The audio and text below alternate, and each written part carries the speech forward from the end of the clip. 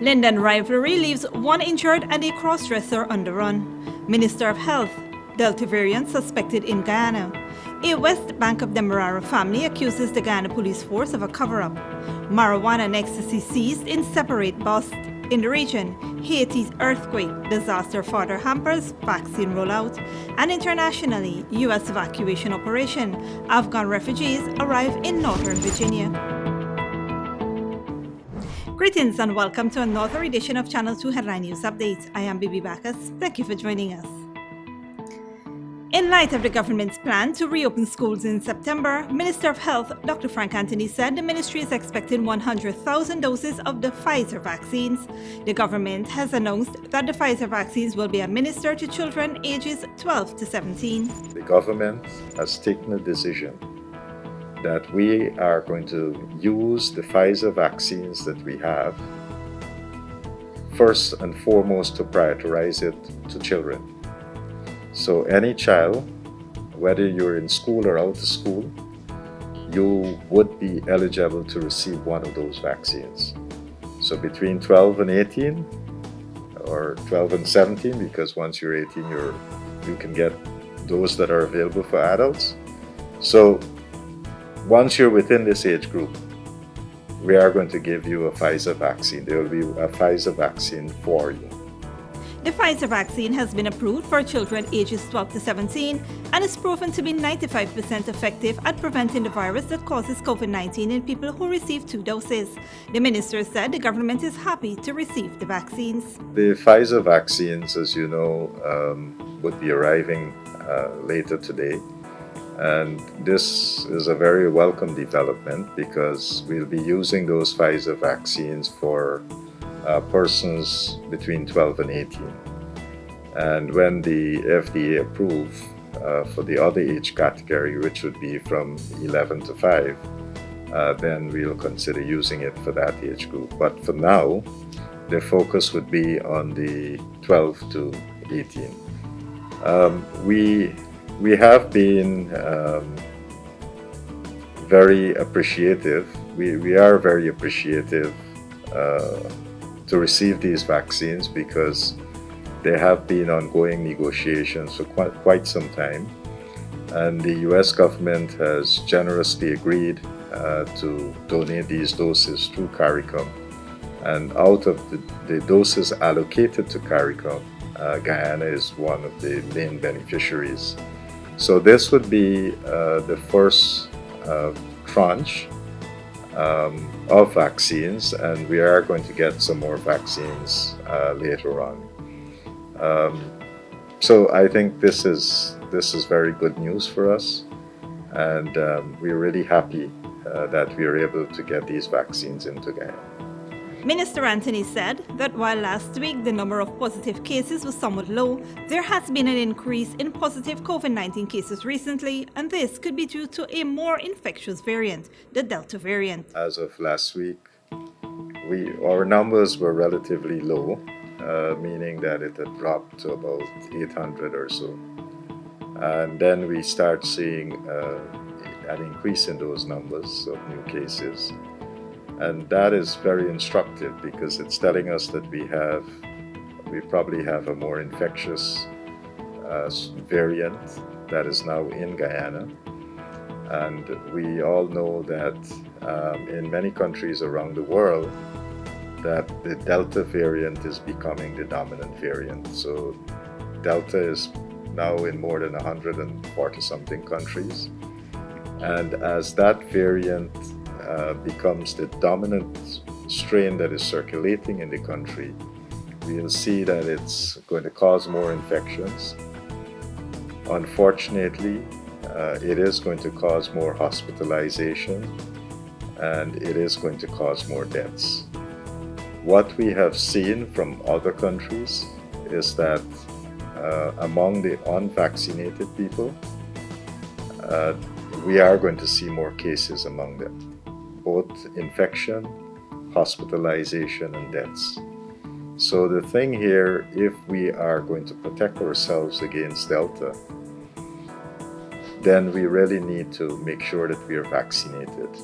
And if we are not vaccinated, then we'll be at a higher risk to get the disease. So I really want to urge people, you have an opportunity here to get vaccinated. We have more than 110 sites, fixed sites that is operating. And you can come to any one of these sites. You can start the process by getting your first dose of a vaccine. To date, the country has recorded 597 deaths due to COVID-19, 146 new cases, and 1,464 active cases. According to the minister, 90 persons have been hospitalized with the deadly virus, the majority of whom have not been vaccinated, and 22 persons are in the intensive care unit. So I really want to urge people, you have an opportunity here to get vaccinated. We have more than 110 sites, fixed sites that is operating. And you can come to any one of these sites. You can start the process by getting your first dose of a vaccine. We have the AstraZeneca, Sinopharm, Sputnik V, some J&J, and this is available to any adult in this country. There's no rational reason why you should be without a vaccine. If you don't take that vaccine, it is going to put you at severe risk. I think first and foremost, what people need to do is to protect themselves. If you protect yourself, then by extension, you're helping to protect the community. And you can only protect yourself by getting vaccinated. There are lots of myths that are circulating. There's lots of confusion that are being created by people. Many of those persons who are creating the confusion have already received their vaccines. So they're not representing your interests. They're representing their own selfish, whatever it is that they're trying to do. We shouldn't be caught up in that. I would urge that first and foremost, protect yourself, protect your family, protect your children. So encourage everyone that you know to get vaccinated. A pensioner was mugged of nearly $200,000 in cash minutes after he received his pension. Here is Esther Sobers with the details. Police are investigating the robbery of a 72-year-old pensioner who was allegedly robbed of $187,000 cash yesterday at around 1100 hours at Lenora Public Road, West Coast, Demerara, by a lone bandit. Police inquiries disclosed that the victim went to Lenora Post Office yesterday at about 10:30 hours to collect his NIS, senior citizen, and public service pension, which amounted to $187,000 cash, which is secured in a black purse. He then proceeded to a pharmacy opposite the Lenora fire station to purchase some medication. As the man was about to enter the pharmacy, the suspect appeared from an unknown direction and grabbed the black purse containing the cash from the man before escaping on foot. The victim pursued him, but the suspect got into a black car with registration number PSS 2700 that was parked on the public road in front of the Lenora fire station and drove off in an easterly direction, escaping. Investigations are underway. For Channel 2 Headline News, Esther Sobers. Thanks, Esther. On Monday, between 2 p.m. and 4 p.m., a party of policemen went to the home of a 41-year-old male suspect at Granville Park, East Coast, Demerara, and conducted a cordon search. Several clear plastic wrappers containing leaves, seeds, and stems suspected to be cannabis were discovered in the yard. The suspect was told of the offense committed, arrested, and cautioned. He was taken to the Better Powhatan police station, where the cannabis was weighed in his presence and amounted to 204 grams. The suspect remains in custody pending charges. Also on Monday, between 3:30 and 4:30 p.m., police on roadblock duty at Helena No. 2 Public Road, Mahaica, East Coast, Demerara, stopped a motor car HC 8851, which was proceeding west along the road with a driver and 4 passengers. A search was carried out and a black plastic bag was found in the car trunk. Police inquired from the passengers about the bag. A 33-year-old male passenger claimed ownership of the same. A search of the bag in his presence discovered a black plastic bag hidden in his shoe. Upon opening it, a quantity of blue, green, and yellow tablets, suspected to be ecstasy, was unearthed. The suspect was told of the offense committed, arrested, and taken to the station, where he was cautioned. The suspect said he has a sick son with cancer. He is not working, so he does this as a little hustle. The ecstasy was checked in his presence and amounted to 88 tablets, which weighed 38 grams. Further investigation is in progress. Don't go away after the break. Linden rivalry leaves one injured and a cross-dresser on the run, and a family accuses the Guyana police force of foul play of a 20-year-old who died during a police chase.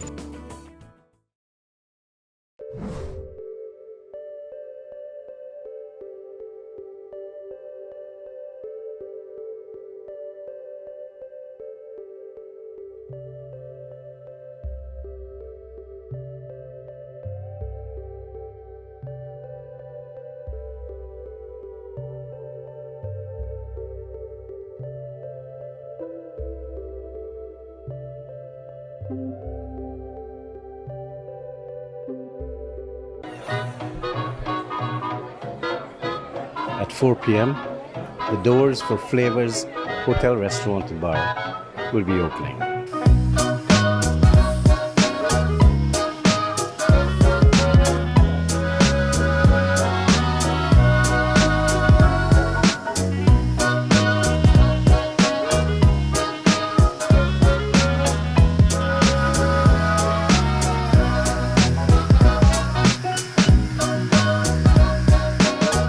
We are just opening our doors for the public.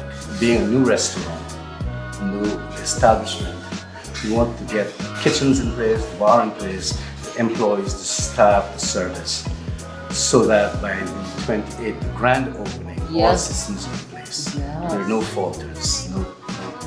Our bar is far beyond anywhere else. We've got lots of specialty drinks that I'm sure Guyana's going to appreciate.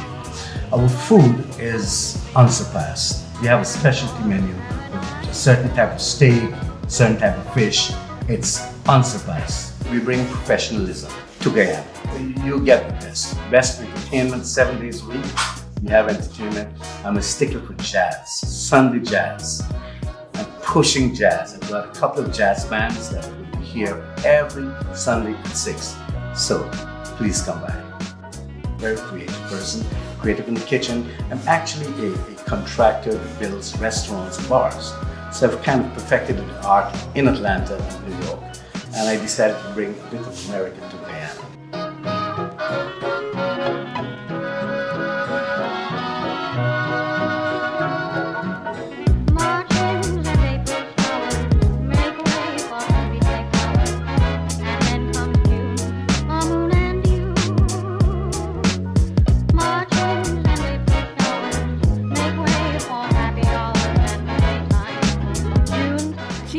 #1 hangout spot, Flavors Hotel Restaurant Bar.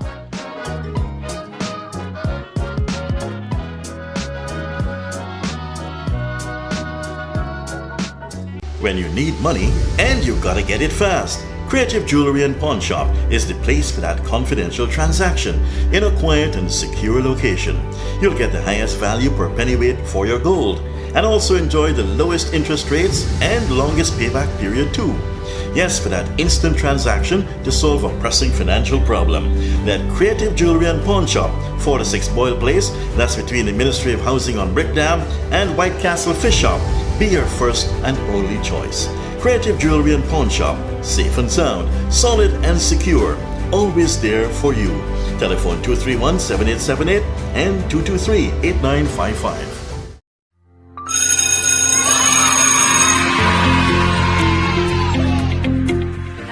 Go to school so that someday I can do something to make a difference. I'm the first in my family to attend the university, and I won't be the last. I want my daughter to be able to hold her head up high in this world as a proud, educated woman. Education has changed my life by giving me the opportunity to make it better.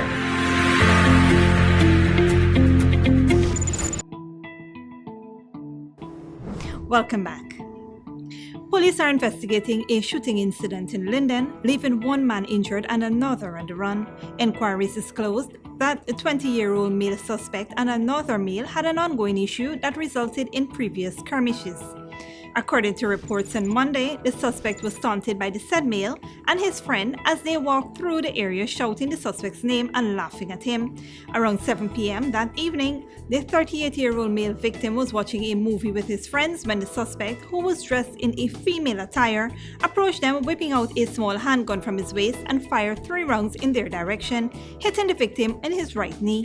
The suspect then ran off. However, the male he always had the skirmishes with was able to give chase behind him and observed him pulling off his wig while escaping. The victim was taken to the Linden Hospital complex where he was seen by a doctor on duty, treated and discharged. Police ranks, acting on information received, went to the suspect's home. While approaching, the suspect was seen running shirtless into a dark gully area and making good his escape. An investigation is ongoing. The family of Mahendra Deopal are accusing the Guyana police force of foul play. Mahendra lost his life over a week ago during a police chase on the west bank of Demerara. Esther Sobers visited the family of the deceased, who is claiming that the police force is covering up what actually happened. We get in a pushing around with the police. I'm not satisfied with whatever they're saying, and that is not true. That's what they're saying. After the death of 20-year-old Mahendra Deopal, who lost his life whilst riding away from the police in a high-speed chase along the Parfit Harmony Public Road on the 15th of August 2021, the dead man's family members are seeking legal action against the police force, as they believe the police are in a cover-up of what exactly transpired that night Deopal lost his life. After all of this happened, the police never once reached out to us and say, well, these were the individuals that was on the van the night and this is what happened. Never. So I'm just telling you as it happens. So that same Monday morning around between 9 to 10 o'clock, we saw, you know how you run through Facebook and you see the news, and almost every news station had the same report that the police gave out, probably a press statement. Good. I don't know how it works, but every news station had the same press statement that they saw him without a helmet, they gave a chase to him, and he fell in a pothole. And fell on the surface of the road, received injuries. They picked him up, took him to the hospital, and he died while receiving treatment. That was how we knew what had happened, because they never reached out to us and said anything. We learned what had happened on the news, just as everybody else, right? After that, we were putting 2 and 2 together all along, right? We said that didn't add up. The police version of what transpired stated that the motorcyclist ended up driving into potholes along the road, where he lost control of his motorcycle and fell onto the road, where he received injuries about his face and body. However, the family firmly believes Deopal couldn't have died by falling into a pothole. We took some pictures of the bike, but while looking at the bike, we see the entire back of the bike, the number plate, the little tray that they had at the bike. At the back, it's all broken up. Right, as if he got hit from the back, right? After we left from there, we went straight back to the scene because we were trying to add 2 and 2 together, because up to that point, we didn't receive any information from the police to say, well, this is what transpired. So we went back to the station and I made a video of this scene, because after we saw the pothole, they're claiming that he fell from. We're saying we know the area. This doesn't add up. So I went back and I made a video from the starting of the street that they're claiming he fell from to the entire street, to where the bike, how it broke and it went on. We made a video from the entire street. And from the pothole they're claiming that he fell from and got these injuries, it's like a 50 feet away. 50 feet, I'm talking like 4 minutes walking away. That's where we actually start first seeing where the bike was broken, how it got hit, and then where he probably skated. Now they're saying he fell from a pothole and he died. He got injuries and died. Then they're saying it was a motorbike crash. Now mind you, on the side that the bike was that he fell, there was no culvert, there's no concrete structure, there's no pole, there's no post, there's nothing other than grass. The road, there is not like these roads, these hard roads, these concrete roads, or these tar road. It's loom. An autopsy report was conducted on the deceased, which stated he died from multiple injuries. Also, according to the family, the police reported another version of what transpired. They came with an open bottle of non-alcoholic wine that was already poured out from, one bottle of rum, an open box of biscuit, and a case of water. They came with their cameras and they took pictures. She was home alone. She's not going to say no, but that was disrespectful. An open bottle of non-alcoholic wine, a rum, an open box of biscuit, and a case of water. And that was it. I guess they probably told her, they have her their condolences or whatnot. We weren't here. But when we came and we saw it, we said, we're not going to accept that, right? Anyways, they still didn't reach out. They said nothing. We did the postmortem. The postmortem said that he died from multiple injuries. So after we did the postmortem, then we learned that his right side hip was dislocated.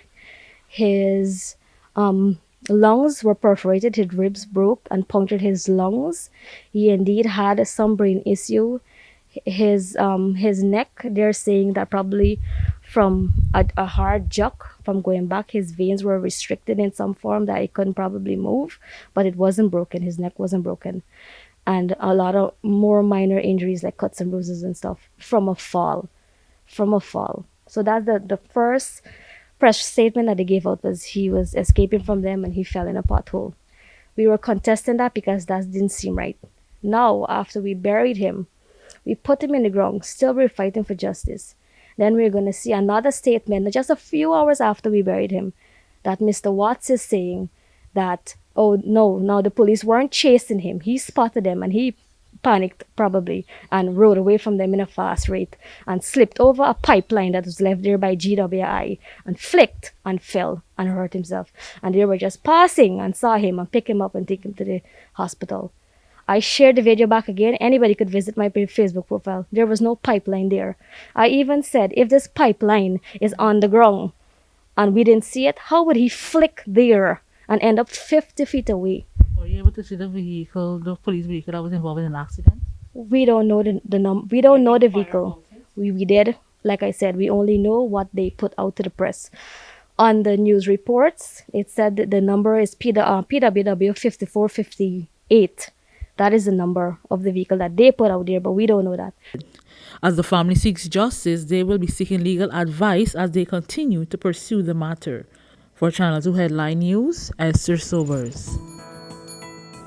Thanks, Esther. Don't go away after the break. Haiti's earthquake, disaster for their HAMPERS vaccine rollout, and COVID-19 outbreaks in Australia, New Zealand test restriction policies. But before that, here's the Bridge Retraction schedule.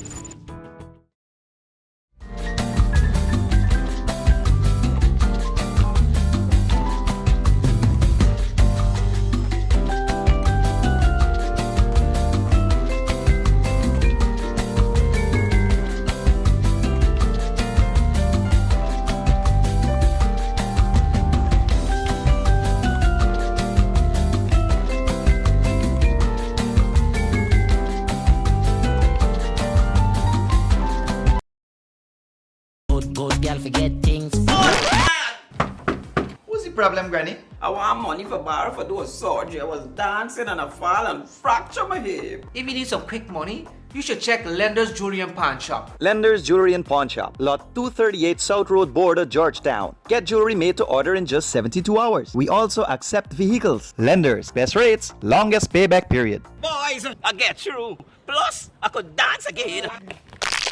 Lender's Jewelry and Pawn Shop. Welcome to Kissoon's Furniture. Find everything you need for your home and more under one roof in our newly decorated showroom. Our locally crafted furniture has been perfected over the last 60 years. From our hands to your home, we also bring to you our newly introduced lines of imported furniture and sleep center, where you can find a wide range of beds and mattresses. Kissoon's Furniture, furnishing homes for over 60 years. For decades, milk has remained the same. Until now. Introducing the Great Dairy Full Cream Milk from Alabama Trading. Enriched with vitamins A to D and calcium to promote healthy teeth strong bones, and vitality. Great Dairy milk is delicious and fortified to encourage healthy cell growth within the body. No wonder it's the #1 brand of milk produced in Ireland. Now available nationwide in 400-gram packages at leading supermarkets and wholesale vendors. Distributed by Alabama Trading. Survival Shopping Complex brings to you its delivery service, Shop through WhatsApp. This process is simple. All you need to do is call or message your grocery list to 613-9683 and we will select your items for you and have them delivered directly to you, even out of town. This is convenient because we can stay on the phone with you as we select your favorite brands. We're happy to do your shopping for you. Contact us on WhatsApp today and shop price smart at Survival Shopping Complex. Welcome back. Now we take a look at news in the region and around the world. Having had only about 20,000 cases and almost 600 deaths from COVID-19, Haiti has largely been spared the pandemic ravages. Its first batch of vaccines only arrived in July, but few Haitians have expressed interest in getting the jab. Al Jazeera's John Holman reports. Another person in Haiti vaccinated. This time it's Dr. Carl Dumas. How does it feel to get fully vaccinated? Great. But he's in the vast minority. Firstly, because vaccines took so long to get here.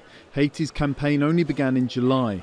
And now, because even though they've finally arrived, few seem to want them. The US supplied 500,000 jabs under the COVAX mechanism. Only 20-odd thousand have been applied. Why? In part it's because of this, the empty COVID ward that Dr. Karine shows us in the non-for-profit Guesquio hospital. I suppose at one point you would have thought that this would be full of people, no? Yes, full of it was full. Last year it was full. Now it is very calm. We don't have any admission. Haiti's health ministry says only around 600 people have died of COVID-19. The infection rate is also far lower than in many other places. Nobody knows exactly why, but since the pandemic isn't taking off, neither is the vaccination campaign. For them, it's not a disease that really is present in Haiti. And if it's not present, there is no need for them to get vaccinated. In this market, the streets were full, the faces bare. Many don't believe in COVID or mistrust the vaccines. I don't wear a mask because I believe in God. I don't believe in what people say. The human being lies all the time. They never speak the truth. That's why I only believe God. We talked to Duvanu because he was one of only a handful of people we saw covering up. I believe in science, so I believe in my mask, he told us. The limited public health campaign, another reason vaccination has stalled, would have done little to convince others. This is one of the few posters to do with COVID that we've been able to find here in the capital, Port-au-Prince. And what medical experts say to us is that a golden window of opportunity could be being missed because people now could be being vaccinated before more deadly strains of COVID possibly take hold here in the country. The government has other things on its mind, not least a recently assassinated president, followed up by a major earthquake in the country's southwest. The latter could yet turn into a super spreader, with hospitals full and a multitude of foreign organisations flying in to help. Or COVID may, for whatever reason, continue to swerve around this Caribbean nation. If so, it would be the first piece of good fortune Haiti's had in a long time. John Holman, Al Jazeera, Port-au-Prince. Internationally, groups of Afghan refugees have arrived in the U.S. state of Virginia as part of President Joe Biden's administration's pledge to airlift them to safety out of Afghanistan. 4 bases are building the capacity to hold about 25,000 Afghans in the coming days. Al Jazeera's Phil Lavelle reports. They've been travelling for days. They are weary, they are worn, they've been terrified. But at least now they're safe. It's a harrowing experience for them for sure. These are some of the thousands of Afghans that fled Kabul. They got out where so many have failed and are still failing. Many leaving families behind, some creating them amidst the chaos and the misery. I mean, dad and mom is so happy because the baby is so healthy. This baby born as its family fled Kabul, heading to a US airbase in Germany. The mother went into labour in the air, suffering complications. Now, here in the US, she and her child are doing fine. They're so happy that they're here. and their family is safe. Nearly 11,000 people have been evacuated from Afghanistan in just a 12-hour period. The majority are coming into Dulles, the big international airport near Washington, D.C. We feel unsafe on there. We just came here. They were put on buses and driven their first few miles on American soil to an expo centre. What was a trickle is now a flood of people, each with their own harrowing, terrifying tales. These buses are now arriving fairly regularly, perhaps one every hour and a half. The refugees get off, they go into the convention centre, but this is not their final stop. This is simply a layover, somewhere they can get something to eat, somewhere they can use the facilities. They will then go on to places like Texas, like Wisconsin, and even further afield. Their journey here in the United States has only just begun. So they will let us know here or there? This man hasn't heard from his wife since she left Kabul. You have to just wait and find out where she ends up landing. But I'm sorry you're going through that. He tells his story to Hanessa. She is hearing a lot of these. An Afghan interpreter with a local Muslim support group. She was at the airport helping those refugees make sense of their new surroundings. She has heard some harrowing tales. A lot of these people have made it to safety, but they've had to leave their families behind and they don't know what's happened to them. Yes, it's really traumatizing because they had to pick and choose who was going to come with them. Even the people who went to the airport, not everybody was able to get on the planes. Across the street, a flooring business is now leading the local effort to get essentials to refugees. From toys to snacks, underwears. Jan, an Afghan refugee himself, is working non-stop to get packs ready. Donations are turning up almost every minute. We're all here to help. We're all humans. We see what's going on over in Afghanistan. And so for those who find themselves spending their first night in what is going to be their new home, there is so much to make sense of. So many questions, so many worries, so much relief. They have made it. Many others will not. Phil Lavelle, Al Jazeera in Chantilly, Virginia.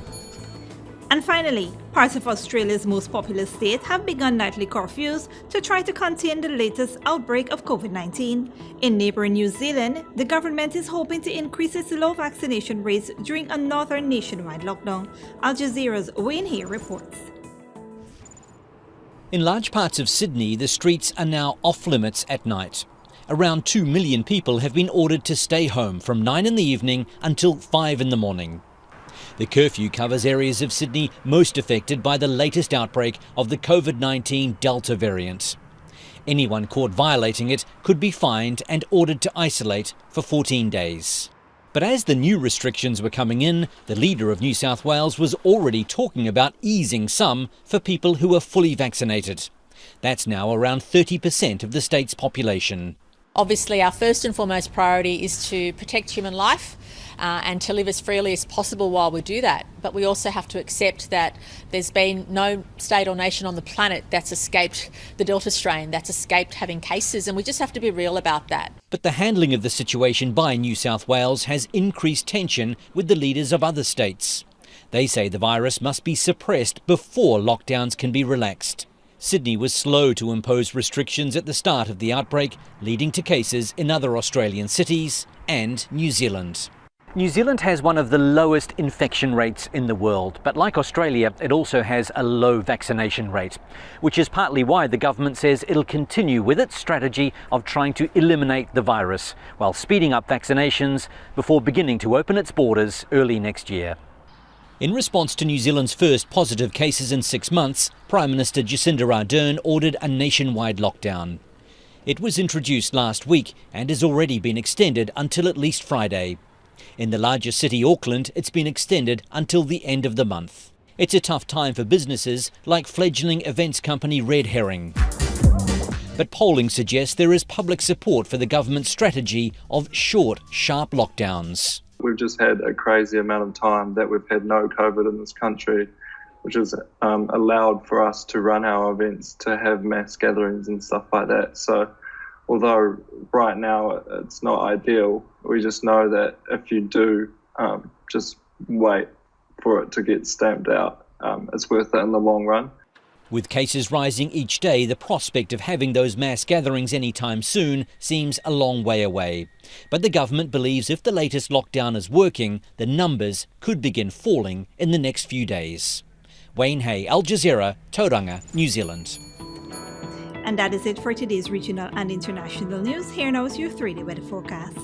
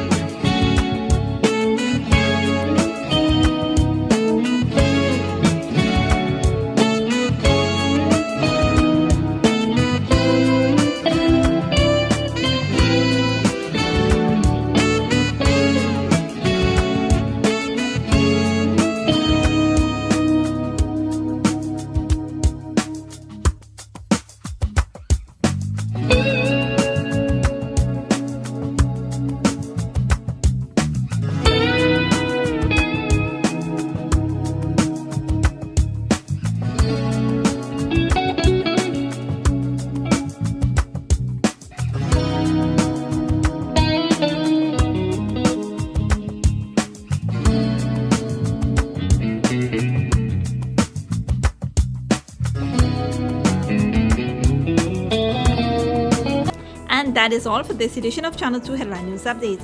Tune in on Wednesday at 7 p.m. for another episode. Be sure to subscribe, like, and follow us on Facebook and YouTube. Until then, stay safe and take care.